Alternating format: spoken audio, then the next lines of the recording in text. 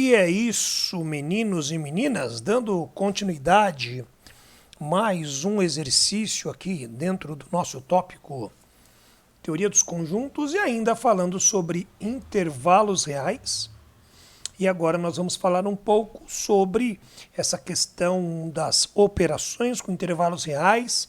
Aqui nós temos os intervalos representados na notação de colchetes, porém eu irei utilizar a notação gráfica, né? A reta real, para poder resolver o problema. Então é legal que nós vamos poder fazer essa transição entre um tipo de representação e a outra. Tá bom? Então bora lá. Primeiro vamos fazer assim, vamos colocar a cor para ficar bem interessante de quem é quem, ó. O intervalo A eu vou representar com a cor vermelha. Então aqui nós teremos A. Ok? O intervalo B eu vou representar com a cor preta. Legal? Então aqui nós temos B. O intervalo C eu vou representar com a cor verde. Tudo bem? Então aqui está o intervalo C. E aí vamos ver, né, qual é a parte que cabe a cada um deles. Ó, quem tem o menor extremo é o A, então eu vou pôr o A aqui na pontinha, tá? Que é menos 2.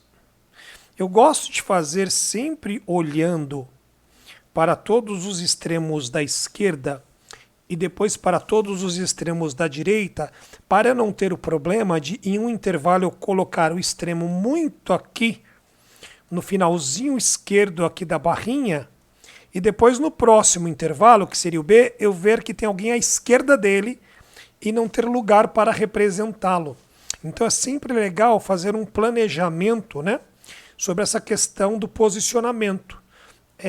Os intervalos eles não precisam estar em escala, não precisa ter a medida milimétrica, porém nós temos que respeitar que o número maior está à direita e o número menor está à esquerda, senão a operação não vai dar certo. Tudo bem? Então aqui ó, a gente vê que a gente tem aqui no A o menos 2 como limitador à esquerda, aqui o B não tem limite à esquerda, ele vai para menos infinito, e aqui o C tem menos 1. Então por isso que eu fiz questão de pôr o menos 2 primeiro à esquerda, porque eu sei que o menos 1 tem que estar à direita dele. Então agora eu vou vir aqui no verde e vou colocar o menos 1 aqui, ó. Estão vendo ou não? Um pouco à direita. Opa, falei menos 1 e escrevi menos 2, né? Um pouco à direita do menos 2, né? Visto que ele é maior. Tudo bem? Agora vamos ver para os intervalos à direita, né? Os extremos à direita. Aqui a gente tem 3, aqui a gente tem 0 e aqui mais infinito. Então o 3 vai estar lá na pontona aqui no A, ó. Ó o 3 aqui, ó. Tudo bem? O preto, ele trava no 0. O 0, vamos pensar, ele está antes do 3, mas está depois do menos 1 aqui embaixo, ó. Então eu vou colocar o 0 aqui, ó. Entenderam quando eu falei que você não precisa ser milimétrico, mas precisa respeitar que quem é maior está à direita e quem é menor está à esquerda? Tudo bem? E é isso. E vamos conferir se está certinho? Bora lá. Primeiro, o vermelho, o A, ele vai de menos 2 a 3. Ele vai de menos 2 a 3. Vamos pintar aqui. Deixa eu dar uma melhoradinha nisso. Ele é fechado em ambos os extremos. Então, ambos os extremos participam disso. O intervalo B, ele vai de 0 para menos infinito. Então, aqui, ó, ele não tem limite à esquerda. O 0 faz parte? Faz, porque o intervalo está fechado aqui, ó. Então, bolinha fechada. E, por fim, o intervalo verde, que ele vai de menos 1 até mais infinito. Então, agora eu estou indo para a direita o verde, ó. O menos 1 participa? Não. Então vamos abrir a bolinha aqui, ó. Intervalo aberto. Tudo bem? Então agora a gente já tem um visual dos 3 intervalos e nós podemos agora ver qual das operações propostas abaixo é a verdadeira. Então a primeira delas, olha o que ele fala, que o A unido com B, então vamos observar que se eu unir o A com o B, isso vai até menos infinito, isto é verdade. Concordo ou não? Porque o menos infinito vai aparecer quando eu juntar os dois. E ele fala que o limite dele é o 3. É verdade. Só que aberto. Estão vendo ou não? E o 3, ele participa, ele está fechado. Quando eu juntar, o 3 vem para cá. Então, essa alternativa, só por esse detalhezinho do aberto, não é legal. A próxima. A intersecção de A e C. Vamos ver a intersecção de A e C, que seria o que repete em A e em C. Ó, ó, isso aqui não repete. Ó. Tá vendo? A repetição começa aqui, ó, de A em C, ó, que é a intersecção que está nos dois ao mesmo tempo. E ela vai de menos 1, é verdade, até 3. E aí ele fala que no menos 1 é aberto, verdade, porque ele está aberto aqui. Então ele não está nos dois ao mesmo tempo, então seria um intervalo aberto. Porém aqui, observe que o 3 aqui está e aqui também está. Então no 3 o intervalo seria fechado e aqui novamente está aberto. Então novamente por um pequeno detalhe, isso está errado, ok? Então por um pequeno detalhezinho, não é verdade o B também. Tudo bem até agora? Vamos continuar. Agora vamos para o C. O que ele diz no C? Que o B e a diferença dele com A, que seria o que está apenas em B, ok? Ele dá de menos infinito a 2 negativo, aberto no infinito, com certeza, e fechado no 2. Vamos ver. O que é a diferença de B e A? É o que está apenas em B e não está em A. Então ele vem com tudo que está no A aqui, ó, e literalmente apaga. Ele vai retirar o que está em A. Literalmente, ele vai apagar. Então ele vem aqui, tudo que repetir ele apaga. Ó. Então ele apaga daqui até aqui. Ó. Este pedaço aqui não existe.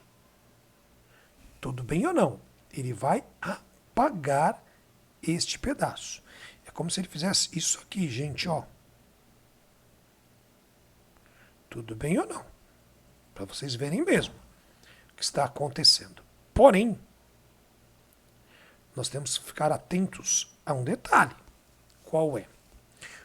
Como o 2 negativo está aqui e a retirada da repetição, o 2 negativo vai estar aqui como limitador, mas o intervalo aqui vai ser aberto.